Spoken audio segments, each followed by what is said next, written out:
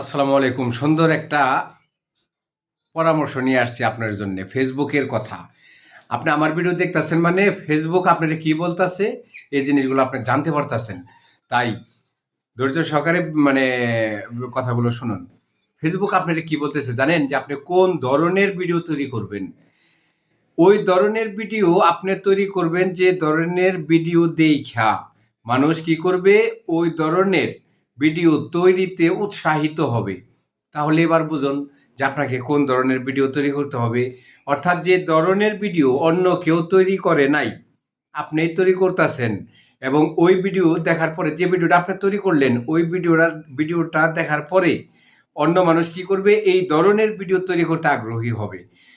তাইলে আপনার সফলতা নিশ্চিত।